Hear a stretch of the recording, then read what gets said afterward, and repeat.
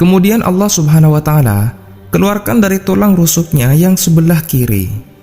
Dari tulang rusuk itu diciptakanlah Hawa sama seperti bentuk Adam.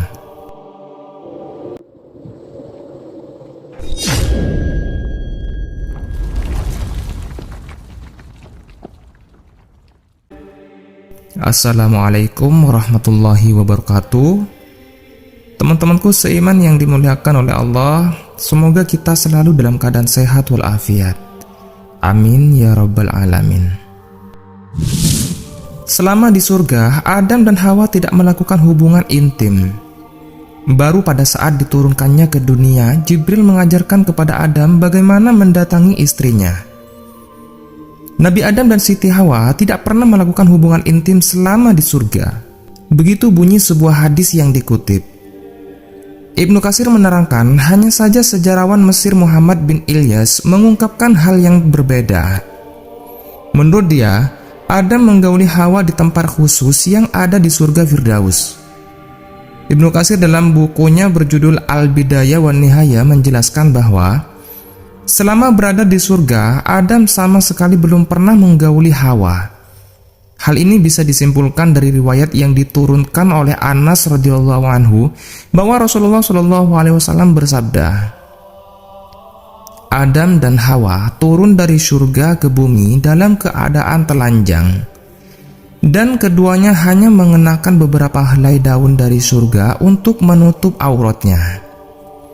Kemudian Adam merasa panas hingga dia duduk menangis sembari berkata kepada istrinya, "Wahai Hawa, sungguh hawa panas ini telah membuatku sakit." Maka datanglah Jibril kepada Adam dengan membawa kapas dan memerintahkan kepada Hawa untuk memintalnya. Setelah mengajarkan cara memintal kepadanya, setelah itu Jibril memerintahkan kepada Adam untuk menenun dan mengajarkan padanya cara menenun. Dia juga menambahkan, Adam belum pernah menggauli istrinya selama di surga, hingga keduanya turun dari surga dikarenakan kesalahan mereka memakan buah pohon khuldi. Disebutkan juga dan keduanya tidur sendiri-sendiri. Salah seorang dari keduanya tidur di satu sisi, sedangkan yang lainnya tidur di sisi yang lain, hingga Jibril mendatangi Adam dan memerintahkannya untuk mendatangi istrinya. Ditambahkan, dan Jibril juga mengajarkan kepadanya bagaimana mendatangi istrinya. Setelah Adam mendatangi istrinya, Jibril menjumpainya lagi dan bertanya kepadanya, "Bagaimana dengan istrimu?" Adam menjawab, "Dia orang baik." Sedangkan Syekh Muhammad bin Ahmad bin Ilyas dalam karyanya yang diterjemahkan oleh Abdul Halim yang berjudul Kisah Penciptaan dan Tokoh-tokoh Sepanjang Zaman menuturkan, tatkala Adam dan Hawa diantar malaikat sampai ke surga Firdaus, mereka berdua melihat ranjang dari permata yang mempunyai 700 kaki dari yakut merah, dan di atasnya ada kasur dari sutra hijau. Malaikat berkata, "Wahai Adam, tinggallah di sini bersama Hawa." Maka keduanya turun dan duduk di atas ranjang tersebut. Lalu mereka berdua disuguhi 2 petikan anggur. Satu petikannya panjangnya sama dengan menempuh perjalanan sehari semalam. Mereka berdua makan, minum, dan bermain-main di taman surga. Apabila Adam ingin bersenggama dengan Hawa, maka dia masuk ke dalam kubah yang terbuat dari permata dari Zabarzud. Mereka berdua ditutupi oleh satir yang terbuat dari sutra, dan apabila Hawa berjalan-jalan di dalam istana, maka di belakangnya diiringi oleh bidadari yang tidak dihitung jumlahnya. Berarti ini saking banyaknya, teman-teman. Tulis Syekh Muhammad bin Ahmad bin Ilyas Muhammad Ibnu Ilyas 1448 hingga 1522 adalah salah satu sejarawan terpenting dalam sejarah Mesir modern. Dia adalah saksi mata invasi Utsmaniyah ke Mesir.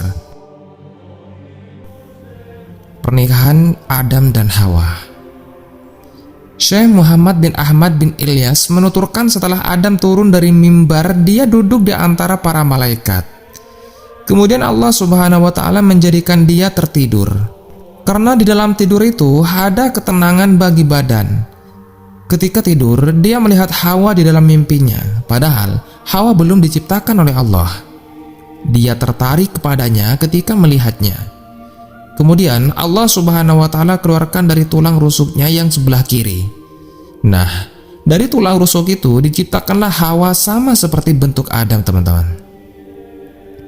Allah Subhanahu wa Ta'ala menciptakan Hawa dengan seindah-indahnya dan memberikannya 1000 keindahan bidadari.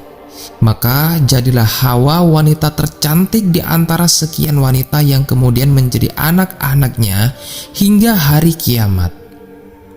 Ia memiliki 700 kepangan rambut, tingginya sebanding dengan Adam. Dia diberikan pakaian dan perhiasan dari surga sehingga dia sangat bersinar lebih terang daripada matahari.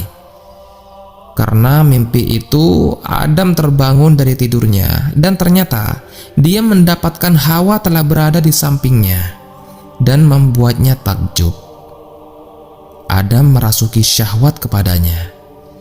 Maka dikatakan kepada Adam, "Janganlah engkau lakukan mengumpulinya sampai engkau membayar mas kawinnya." Adam bertanya, "Mas kawinnya apa ya Allah? Aku melarangmu mendekati pohon lithah atau gandum. Engkau jangan memakan buahnya. Itulah mas kawinnya." Menurut sebuah riwayat, Allah Subhanahu wa Ta'ala berfirman, "Berikanlah dahulu mas kawinnya." Adam bertanya, "Mas kawinnya apa ya Allah?" Allah pun berfirman, "Mas kawinnya adalah sholawat kepada nabiku dan kekasihku, yaitu Muhammad." Adam pun bertanya, "Siapa gerangan Muhammad itu ya Allah?" Allah berfirman, "Dia adalah salah satu dari anakmu. Dia adalah nabi terakhir. Seandainya tidak ada dia, tentu aku tidak akan menciptakan makhluk." Selanjutnya Allah Subhanahu wa Ta'ala mengusap punggung Adam. Dari Adam, dia mengeluarkan keturunannya yang banyak sekali seperti debu. Ada yang putih, ada juga yang hitam. Ada yang laki-laki dan ada juga yang wanita. Dia mengalirkan cahaya kepada mereka. Nah, dari cahayanya ini, barang siapa yang menangkap cahaya itu, maka dia menjadi orang yang beriman. Dan orang yang tidak mengambilnya, maka menjadi orang yang kafir. Nah, teman-teman, di antara mereka ada orang-orang yang mendapatkan cahaya yang berkilau. Adam bertanya, "Wahai Tuhanku, siapakah mereka itu?" Allah pun menjawab, "Mereka adalah para nabi dari keturunanmu, wahai Adam." Kemudian Allah pun mengawinkan Adam dengan Hawa. Itu terjadi pada hari Jumat menjelang sore hari. Nah, oleh karena itu teman-teman, disunnahkan untuk kita semua akad nikah dilaksanakan di hari Jumat. Menurut sebuah riwayat, Adam itu lebih menawan daripada Hawa, tetapi Hawa lebih lembut. Kemudian Allah Subhanahu wa Ta'ala memerintahkan malaikat Ridwan, juru kunci surga, untuk mendekorasi gedung dan mendandani wildan anak-anak yang ada di surga dan para bidadari. Adam diberi kuda yang diciptakan dari minyak kasturi yang sangat harum baunya, yang diberi nama Maimun, yang larinya cepat bagaikan kilat yang menyambar. Ketika kuda itu sudah ada di hadapan Adam, maka Adam pun menungganginya. Dan Hawa diberi unta dari surga yang di atasnya ada haudah dari permata. Hawa pun naik ke haudah yang ada di atas unta itu, teman-teman. Selanjutnya, Jibril alaihissalam memegang kendali kuda, Mikail berjalan di sebelah kanannya dan Israfil di sebelah kirinya. Mereka membawanya jalan-jalan ke semua pelosok langit. Setiap melewati malaikat, Adam memberikan salam kepada mereka dan malaikat pun berkata, "Betapa mulianya makhluk Allah ini." Hawa ikut bersamanya, tetapi dia menunggangi unta.